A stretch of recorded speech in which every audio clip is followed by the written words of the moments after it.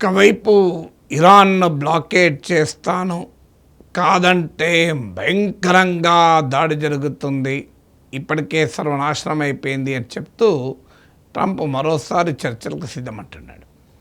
So ఇది కొత్తేమీ కాదు, అనేకసార్లు అల్టిమేటం ఇచ్చాడు, మళ్ళీ వెనక్కి తగ్గాడు. సో ఈ ప్రాసెస్లో ఇప్పుడు లేటెస్ట్గా మళ్ళీ ఎందుకని ట్రంప్ చర్చలు కోరుతున్నాడు. సో దీనికి చర్చలు కోరడమే కాదు, చర్చలు జరపటానికి యుద్ధం కూడా ఆగిపోతుంది త్వరలో అంటున్నాడు. అంటే ట్రంప్ చాలా క్లియర్గా యుద్ధం ఆపటానికి రెడీ అవుతున్నాడు. సో ట్రంప్ యుద్ధం ఆగటానికి రెడీ అవుతున్నాడు. కానీ ఒక్క ప్రాబ్లం ఏంటంటే ట్రంప్కు తాను ఓడిపోయినట్లు అమెరికా ప్రజల ముందు కనిపించదలుచుకోలేదు.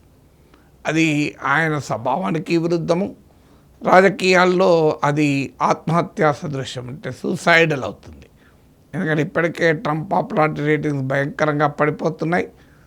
ఇంత powerful country, make America great again అని ఇన్ని ఉపన్యాసాలు చెప్పి ఇప్పుడు ఇరాన్ చేతిలో తోకముడిచాడు అన్న ఫీలింగ్ వస్తే ట్రంప్ను అమెరికన్ ప్రజలు మామూలుగా వదిలివేయరు.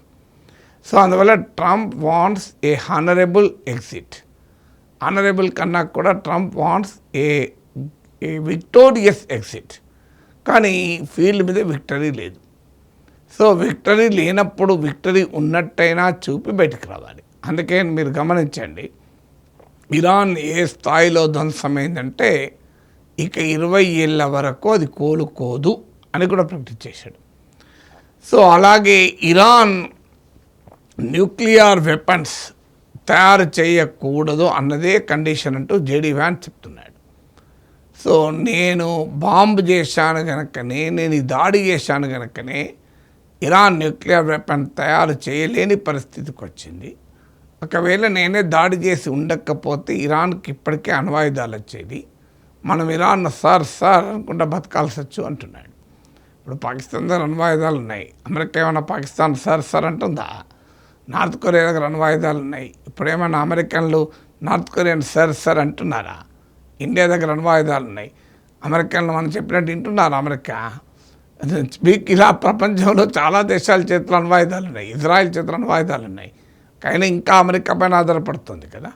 సో అందువల్ల ట్రంప్ చెప్తున్న లాజిక్ కరెక్ట్ కాదు. కానీ తాను ఒక యుద్ధానికి కారణాన్ని జస్టిఫై చేసుకోవటానికి, లెజిటిమైజ్ చేసుకోవటానికి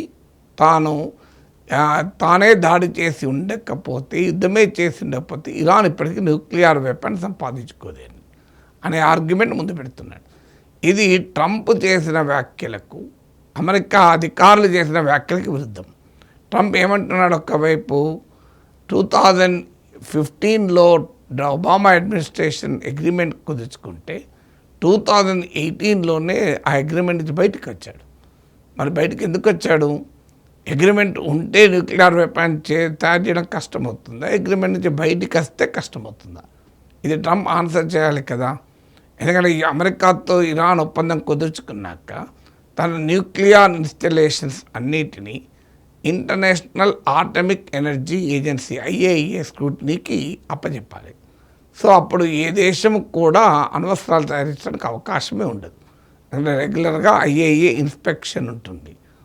సో ఇన్స్పెక్షన్ అప్పుడు ఎలా తయారు చేస్తారు?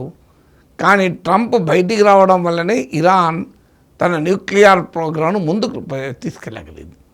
సో ఇప్పుడు ఏమంటున్నా ట్రంప్, నేను చేయబట్టే ఇప్పుడు నేను దాడే చేసి ఉంటే, దాడే చేసి ఉండకపోతే ఇరాన్ న్యూక్లియర్ వెపన్ తయారు చేసేది కదా అంటున్నాడు. మరి దానికి బాధ్యత ఎవరు వహించాలి? ఇరాన్ అణ్వాయుధాల కార్యక్రమం పైన ఆంక్షలు పెట్టిన ఒబామా వల్ల అణ్వాయుధాలు తయారు చేసుకుంటుందా? ఆ ఆంక్షలను ఎత్తివేసి ఒప్పందం నుంచి బయటికి వచ్చి ఆంక్షలే లేకుండా చేసిన ట్రంప్ వలన? ట్రంప్లో ఉన్న కన్ఫ్యూజన్కి ఇది ఒక పెద్ద ఉదాహరణ. తర్వాత ఇంకేమంటున్నాడు, డే 1 నుంచి ఇరాన్ ఏం చెప్తోంది, న్యూక్లియర్ ప్రోగ్రాం పైన మేము వెపన్స్ తయారు చేయము, పీస్ఫుల్ యూజెస్కు తయారు చేస్తామంటున్నాడు. ఒమన్ టాక్స్లో ఒప్పుకున్నారు, ఆల్మోస్ట్ అగ్రిమెంట్ కుదిరేస్తామని యుద్ధం చేశారు. ఇప్పుడు మళ్ళీ న్యూక్లియర్ వెపన్స్ కారణం చెప్పి ఇరాన్తో యుద్ధం ఆపాలి. ఎందుకంటే ఆల్రెడీ ట్రంప్ చెప్పేశాడు కదా, 20 ఏళ్ళు వెనక్కిపోయారు, మళ్ళీ వాళ్ళు క్యాపబిలిటీ తెచ్చుకోవాలంటే ఇక నేను యుద్ధం చేసినా కనుక న్యూక్లియర్ వెపన్స్ ఎలాగో తయారు చేయలేరు. అంటే తాను వెళ్ళిపోవటం వెనక్కి రావటానికి కావాల్సిన గ్రౌండ్ ట్రంప్ ప్రిపేర్ చేస్తున్నాడు. మరి ఎందుకు ట్రంప్ వెనక్కి పోవాలనుకుంటున్నాడు? దీని రీజన్ ఏంటంటే ట్రంప్ అంచనా అంతా ఫెయిల్ అయింది. ఎందుకంటే బెంజమిన్ నెతన్యాహు ఇచ్చిన అసెస్మెంట్ ఏంటంటే ట్రంప్కు ఈ వార్ కొద్ది రోజుల్లో ముగుస్తుంది, మీకు ఇస్లామిక్ రెజీమ్ బాగా అన్పాపులర్గా ఉంది, ఇస్లామిక్ రెజీమ్ పతనం అవుతుంది, ఇవన్నీ చెప్పారు. అవన్నీ నిజమనుకొని ట్రంప్ వార్లకు మొదలుపెట్టాడు. ట్రంప్ ఉబ్రిస్లో ఉన్నాడు. అంటే ట్రంప్ తన ప్రపంచంలో తానున్నాడు.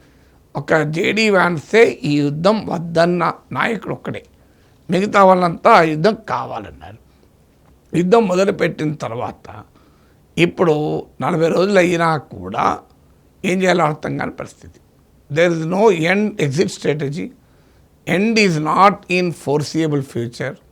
జియో పొలిటికల్ కాస్ట్ పెరిగిపోతున్నాయి, జియో ఎకనామిక్ కాస్ట్ పెరిగిపోతున్నాయి, మిత్ర దేశాలైన అరబ్ నేషన్స్ దెబ్బతింటున్నాయి, నాటో దేశాలు కలిసి రావడం లేదు, గ్లోబల్ ఎకానమీ ఎఫెక్ట్ అవుతుంది, అమెరికాలో కాస్ట్ ఆఫ్ ఇన్ఫ్లేషన్ పెరుగుతోంది, అమెరికా ప్రజల పైన ఆర్థిక భారాలు పెరుగుతున్నాయి, అమెరికన్ మార్కెట్స్ కొలాప్స్ అవుతున్నాయి, అమెరికాలో ట్రంప్ పాపులారిటీ రేటింగ్స్ పడిపోతున్నాయి, నవంబర్లో జరిగే ఎన్నికల్లో రిపబ్లికన్స్ కొంప ముంచేలా ఉంది.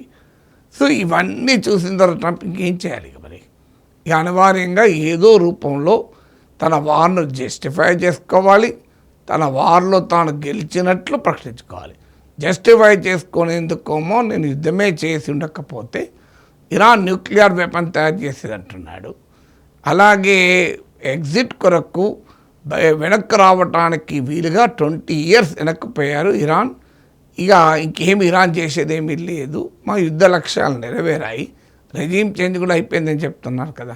సో రెజీమ్ చేంజ్ అయిపోయింది, ఇరాన్ న్యూక్లియర్ వెపన్ తయారు చేయలేదు, ఇరాన్ మిలిటరీ కెపాసిటీ 20 years వెనక్కిపోయింది, ఇరాన్ ఘోరంగా ఉంది, ఇప్పుడు ఎందుకు ఇక మరి యుద్ధం చేస్తుంది ట్రంప్ అనేటువంటి ఒక నరేటివ్ను బిల్డ్ చేయడానికి ప్రెసిడెంట్ ట్రంప్ నానా తప్పున పడుతున్నాడు. ఎందుకంటే he doesn't want to go back to war. ఎందుకంటే ఇంకో వార్ కాక మరో ఆప్షన్ కనబడతలేదు. ఇప్పుడు strait of Hormuz Iran block చేస్తే అమెరికా మొత్తం ఇరాన్ పోర్ట్స్ బ్లాక్ చేసింది. అది మరింతగా జియో ఎకనామిక్ కాస్ట్ పెంచుతున్నది. ఆల్రెడీ చైనా అమెరికాను హెచ్చరించింది, మా ట్రేడ్ను అడ్డుకుంటే మర్యాద ఉండదు అని. ఇప్పుడు చైనాను అడ్డుకోలేక, రష్యాను అడ్డుకోలేకపోతే మిగతా దేశాలను అడ్డుకుంటే అమెరికా విలువే ఉంటుంది. అందువల్ల ఒక గందరగోళ పరిస్థితులు ఉండడం వల్ల ట్రంప్ ఏదో ఒక కారణం చెప్పి చర్చలు మొదలుపెట్టాడు. ఆ కారణం ఏం చెప్తున్నాడు? ఇరానియన్స్ బ్యాడ్లీ వాంటెడ్ డీల్ అంటున్నాడు. ఇరాన్ వాళ్ళు అంటలేరు, నన్ను బతుకులాడుతున్నా డీల్ అని. అటు ఇరానియన్లోమో మేము వార్కైనా సిద్ధమే, పీస్కైనా సిద్ధమే, ఏం చేసుకుంటూ వేసుకోపో అంటున్నారు. ఇరాన్ అసిమెట్రిక్ వార్ఫేర్ ముందు అమెరికన్ మిలిటరీ సుపారిటీ వెలవెలబోతుంది. సో ఒక అనివార్య పరిస్థితి ట్రంప్కి రావడం వల్లనే ఇక నేను మళ్ళీ టాక్స్ మొదలు పెడతా అంటున్నాడు.